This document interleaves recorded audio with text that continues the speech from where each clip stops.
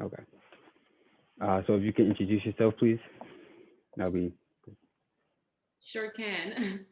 Hi, everyone. My name is Britney Davis. I am a Villanova alumni, class of 2015, with a degree in chemical engineering, and I have minors in business and engineering entrepreneurship during my time at Villanova. Thank you. Thank you again for participating in our interview. We really appreciate it.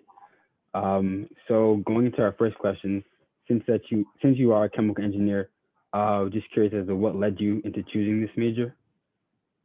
Yeah, I think growing up, I was a very curious child. I don't think I really knew what engineering was until I got a bit older and got to do some more programming specific to what engineering was.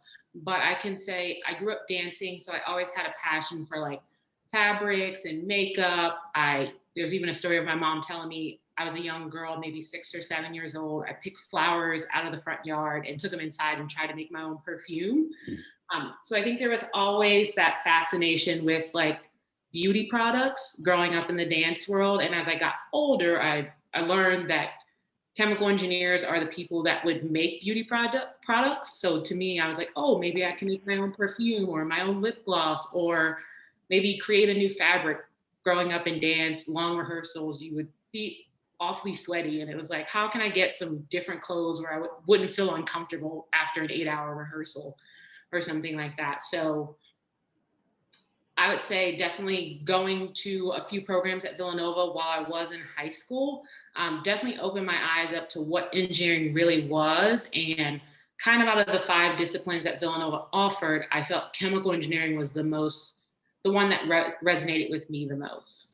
Okay. Yeah, that's actually funny. I mean, as far as like me, civil engineering, like same thing. I would, as a kid, I would take things apart, just try and put them back together. It's funny how Mhm. like we figure out what we want as a child.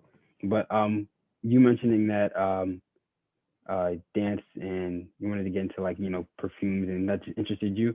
What advice would you give someone who's actually like struggling to decide which field of engineering? I know you said as a child the plants and you know figure out what things were made of was your kind of fit. What would you recommend for someone else who doesn't know?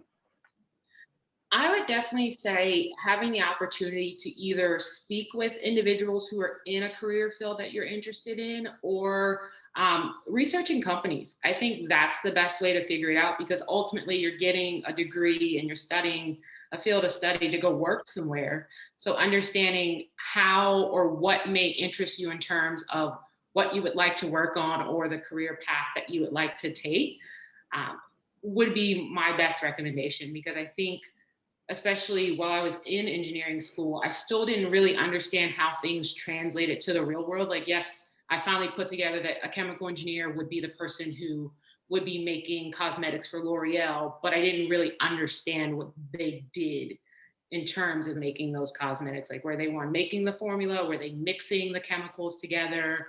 What was their exact role? So I think it's more so doing the research or even just talking with people, looking everything up online, Instagram, everything's visual these days. So you can kind of do your own research in your downtime. Oh yeah. So going back to the research, what is your current job and what made you like gravitate towards this particular job? So currently, I am actually teaching middle school science. So I teach at a private school in the Las Vegas area, and I teach middle school science and a pre med elective. So it's called medical detectives. Okay. And how I got into this career path is after graduating from Villanova, I did take a traditional route. I entered into a manufacturing role with chemical engineering. And after about 2 years, I was in a rotational program. So I did get to try out about 4 different jobs, live in 2 different cities, work for 2 different plants. I found myself just a little disengaged. I was unpassionate. I was tired from very long hours of working in the manufacturing plant. Chemical engineering is a little different. We can't say at 5 p.m., turn this reaction off and go home. Uh, so I definitely work some pretty long hours and I'm very passionate about what I do and giving my all. So I think I pushed myself a little too hard, a little too fast. So I started to experience some burnout. And I ultimately just wanted to take a step away and figure out what was I really passionate about. If engineering was something that I really truly enjoy, what could I do to make sure I could continue to have that spark within me? And ultimately, how I kind of re-engage myself was by taking the route with nonprofits. I spent 3 years working at Girl Scouts of Southern Nevada, which is how I ultimately got introduced to engineering, was through Girl Scouting as a young girl in the city of Philadelphia. And through that nonprofit role, I was firsthand experiencing designing, developing programming that would help youth understand the opportunities in the STEM fields, but also that these were career paths for them as young girls. Like, even though I sat at a table for 2.5 years and maybe was the only female at the table, and let alone female engineer, especially of color, um, I still want girls to understand that there's a place for them at that table if they would want to be there. So I think taking a step away and kind of looking at things from a forefront to see exactly what led me to engineering, why did I want to do this? Is this something that I'm really still interested in? And I think for me, taking a step back and going to the nonprofit side to have a direct impact on young girls and also young boys, now that I'm working at a school, it's a mixed classroom, helping them understand the techniques and the tactics that they should carry through life if they want to pursue a career in the STEM fields. All right. So yeah, I definitely think it's important that we, go back and help when we can. So applaud you for that. Also, as you mentioned, you're a chemical engineer and a woman of color, which is, I'm assuming is very rare in your field. Yeah. So going based off of that, have you faced any challenges being a woman or a person of color in the engineering field? And if you have, what have you done to overcome them? I can't say that I ever experienced something that singled me out, but like I said, most of the tables that I set up, meetings I was in, teams that I sat on, I was the only woman on some of the teams, and also especially the only woman of color in all the engineering teams that I worked on. So at times it wasn't necessarily that someone was pointing me out, but to me, I felt like I stood out, and not in a bad way, because when I show up somewhere, I show up as myself. I never try to be anyone else but who I am, and just making my mere presence known. But at times it did feel lonely. I will say, it's who could I relate to on a daily basis, or who could I go to for advice if I wanted to stay in either of the manufacturing roles that I did take on? Who could I look up to? Of course, there were other women and men in the plant, but necessarily I didn't really connect with them on a deeper level. So I would say, for me, it was understanding what I truly wanted and what I came here to do. So I looked at it as, I'm here, I'm showing up, here's what I need to accomplish this day or this month or this week, getting the work done. And sometimes, and most times, I had to find fulfillment outside of work, just because it just felt a little cold at times. There wasn't any, not that people didn't talk to me or there were other connections, there was always just something that felt like it was missing. Okay, I understand. So, I mean, I'm assuming, as more African Americans, people of color are getting to the engineering field, I'm pretty sure, something like this will occur again where we're the only person in the group or meeting. So I know you said, you went there with the attitude like, this is what I want to do, this is my job, nothing's preventing me from, stopping. But in another situation, like, would you recommend anyone to talk to, like let's say I was in the same situation as you, like, what would you recommend me to do if I had nobody else and I was the only person of color? Like, as a person, like, who would I talk to? Mhm. I don't know. Yeah, I think it is important, of course, finding that comfortable spot in your workplace. Of course, there is going to be someone there that you can relate to, but I also found and sought comfort from individuals that I knew in other areas of the world. So I knew I had an internship with Dow Chemical while I was in engineering school, and there were several women that I met in those experiences. So I always kind of reached back out and contacted them, like, hey, this is where I am, where do you think this might help me? Or I'm experiencing this problem at work. Have you experienced something similar? So kind of just asking an outside source at times, just because sometimes I can come off as overly confident, or maybe I'm so passionate that it might sound like I'm trying to push something, you know, in an ill mannered way when I Right. just truly want to get my point across. Right. So how can I approach things differently is often how I would either ask someone outside, or if someone I was comfortable with in my workspace, just kind of like, hey, this is the idea I have. This is how I'm going to present it. What do you, any feedback that you have on this? Okay. You mentioned, going back and asking people from your internship or, people from school, any questions or for help. So if you could just talk about how important like networking is and resources, that would be, because I feel like that's something that we all need. We all need somebody to help us get through the wherever we're going. Yeah, I would say networking is everything, or sometimes I like to say building connections, because it's you truly connecting with someone on a different level for whatever purpose you choose to. And for me, I learned about it early on in college. Freshman year of college, I was very involved in NSB. I went to the convention my freshman year. Um, Unfortunately, right now things are not the same, but Right. when I was a freshman in college, large convention that took place annually, and a big part of that was this big expo and career fair. And I kind of knew as a freshman going there that more than likely no one would hire me for an internship, because I didn't really have any engineering experience. Right. I didn't really couldn't show up to an engineering job and do the work Yeah. without being like walk through a lot of things. So just being a freshman, and like I said, when I entered college, I kind of knew what chemical engineering was, but I really didn't understand it to its core. I basically walked around that career floor and just asked people, hey, I'm pursuing a degree in chemical engineering. How would this degree help me with your company? What are the roles? What are the positions? And ultimately, I ended up networking with a woman at Dow Chemical, who is one of those women that I reach out to occasionally for advice. And ultimately, that connection, freshman year, spring of freshman year, got me the internship that I held for 2 summers while I was in engineering school.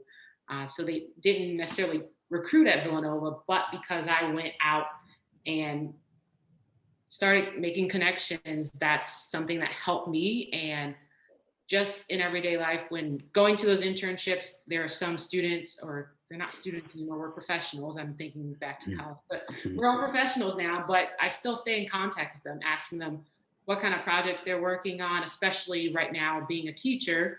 Um, how do I make science fun to middle school students, sixth and Right. seventh grade students? Some of them are excited. Some of them are like, I absolutely hate science. Mhm. And you know what? That's fine. Science is not for everyone, but for the next year, we have to get through this. So some of those colleagues that I've worked with or built relationships with when I was in college, I've contacted them and they're like, oh yeah, I'll surely Zoom in with your students and show them how I make Luna bars, because my students were working on a metabolism unit where they had to design a health bar. And they were like, well, how do we do that? What does that even mean?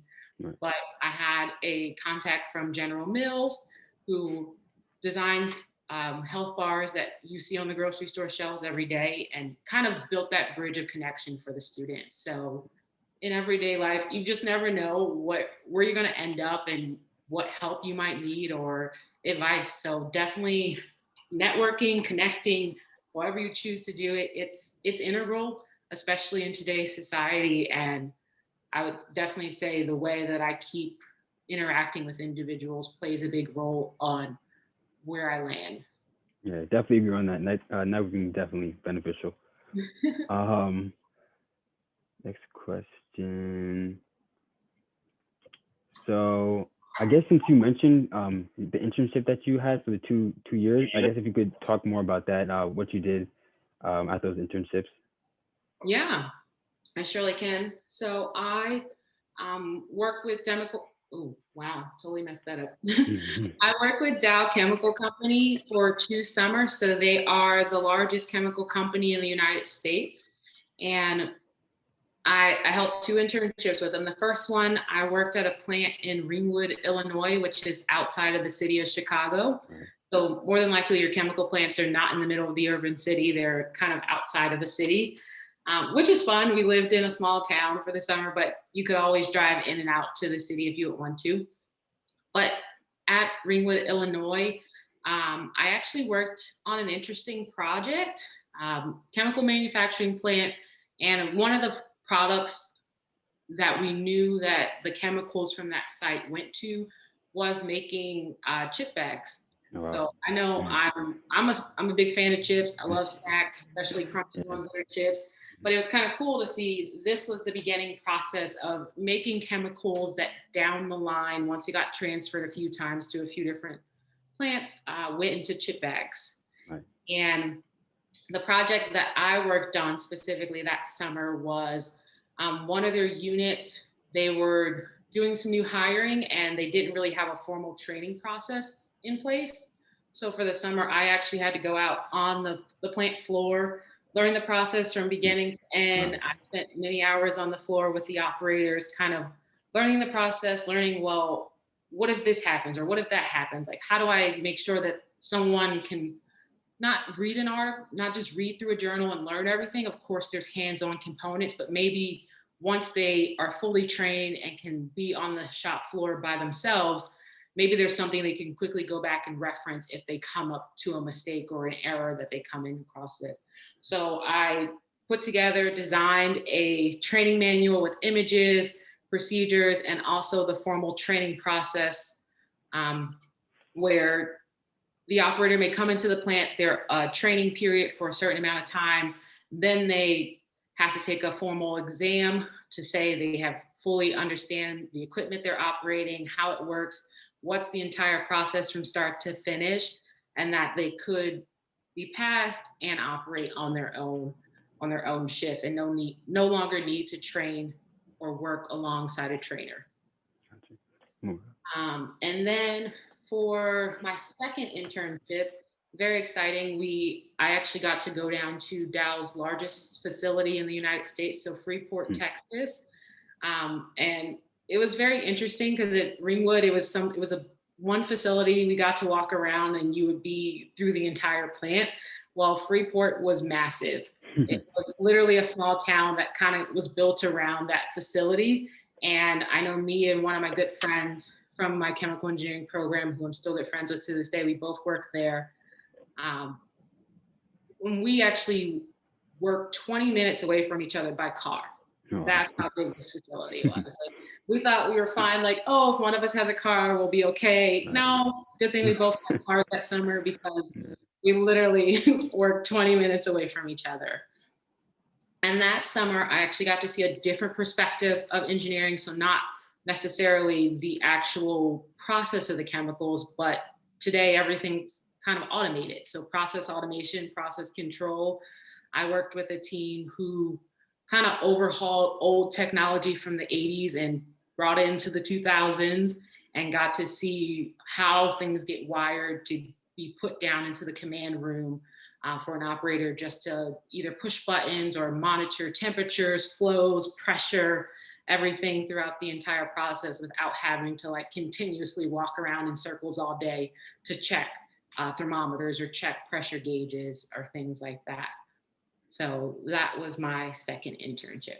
Yeah. That's really nice. Because I know internships really give you the experience, so it can really guide you as to if you want to stay with your major or change it. So I guess that's Yes, really important to touch on. I would definitely say internships were very important, especially for me. I was that student where a professor would draw a box on a board and say, "This is a heat exchanger," and I'm like, "Well, what does that box mean? What does it Right. look like?" Like I didn't understand how things moved about within that box on the board Hmm. in real life. So definitely being in a plant, seeing it in person. I was always there when they were like, "Oh, we're gonna clean it today, Brittany. You want to be there?" Yes, I'll be there. Let me know.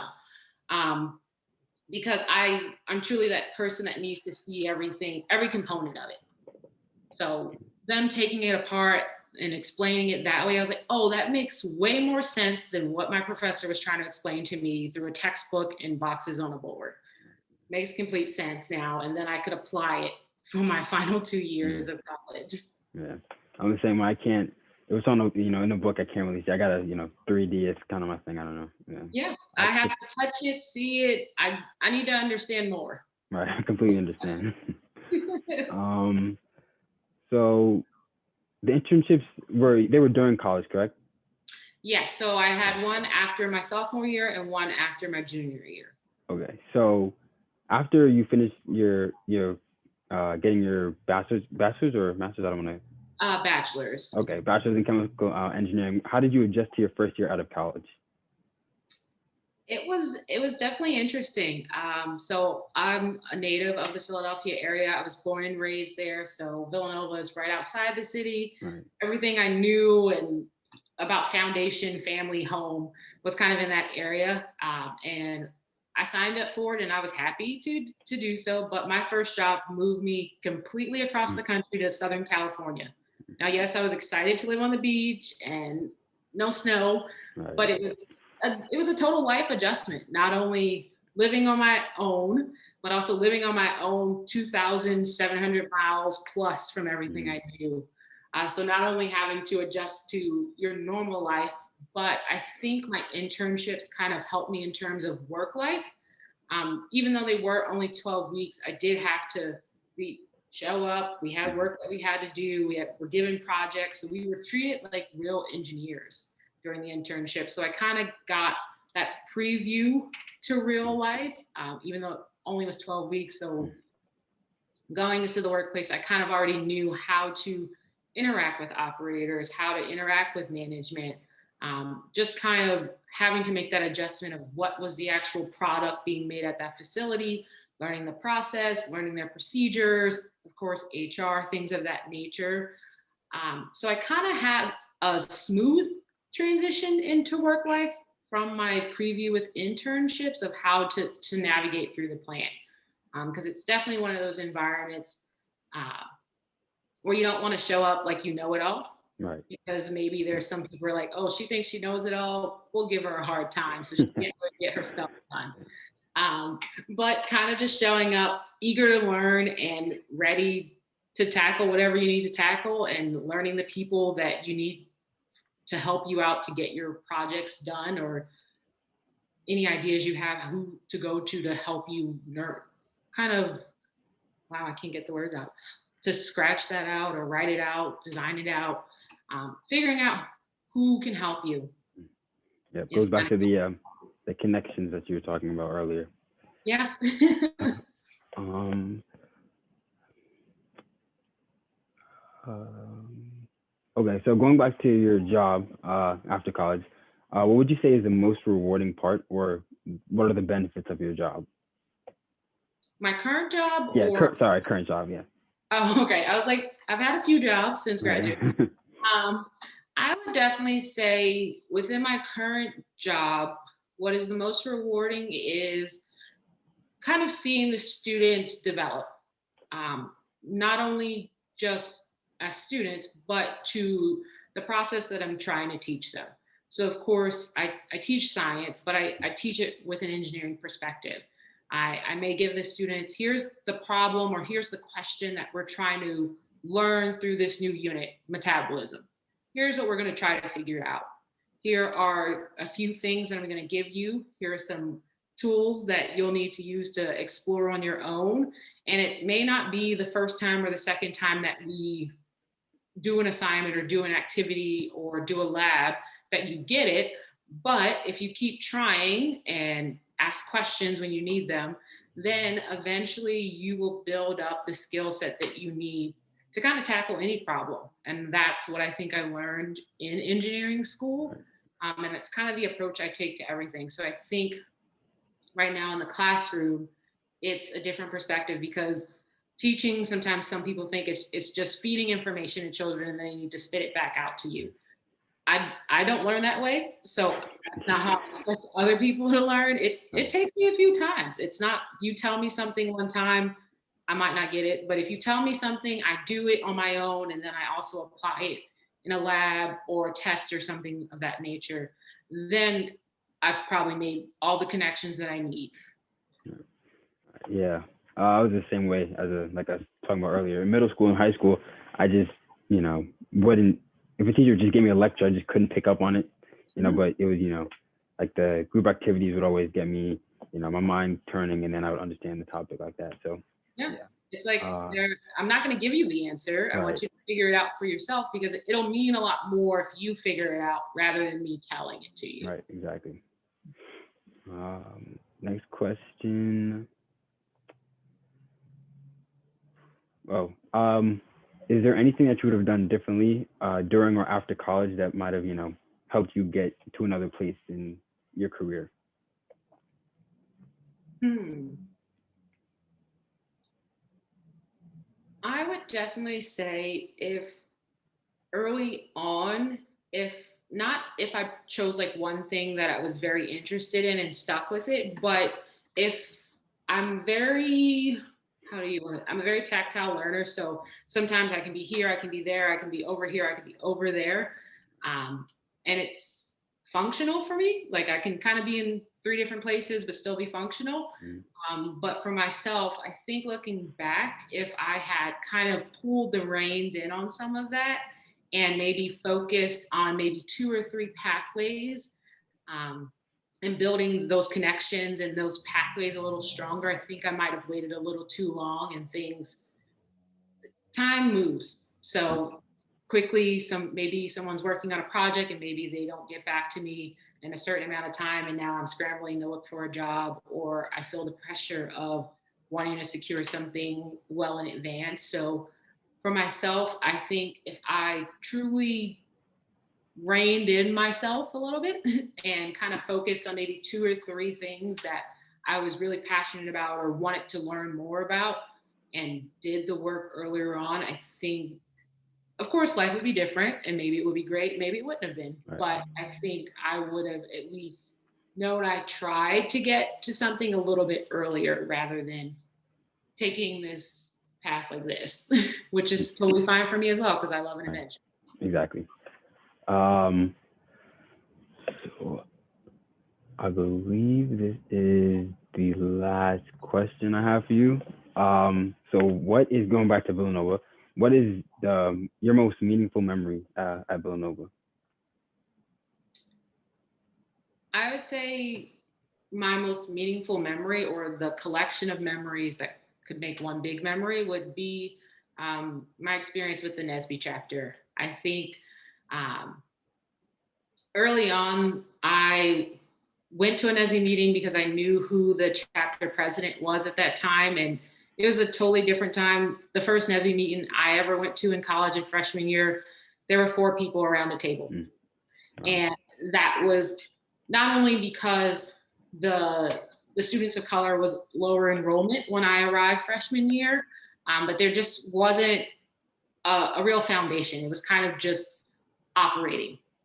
There were a few people there, and kind of knowing that president at the time and them kind of me being like, yeah, I'm definitely coming. Like I went to everything that I could have gone to with NSBE, um, regional conferences, fall regional conferences, national conventions. I was a part of a team and we built the NSBE chapter back up. So by sophomore year, junior year, senior year, and you could see in the pictures at convention, the numbers almost doubled every convention that we went to. And those are some of my closest friends to this day and some of the best experiences and memories that I made during my time at Villanova. Yeah, that's nice. Yeah. Just to let you know, we are also trying to make the numbers grow a little bit more on campus right now. Well, we're still working on that, but yeah. Yeah, I mean, it happens. It's the cycle of life, and it just depends on who's there, who's what you bring to the table, who's passionate about it, who is very interested, who isn't interested. Of course, it's not for everyone, but the more people we could bring along, it was a part of the journey that made it fun, and Definitely. we were all in similar situations, but kind of coming together in our likeness allowed us to be stronger. Ms. Davis, thank you for allowing us to have this interview, taking time out of your day. I really appreciate it. We appreciate it. Um, to have this recording, I think I'm just gonna email it to Miss Amanda, and then she can, quote it or email you. I don't if she has any questions, but Yeah. yeah, that's all I have for the interview. Thank you again. Of course, let me know if anything else is needed, and thank you again. All right. Have a good night.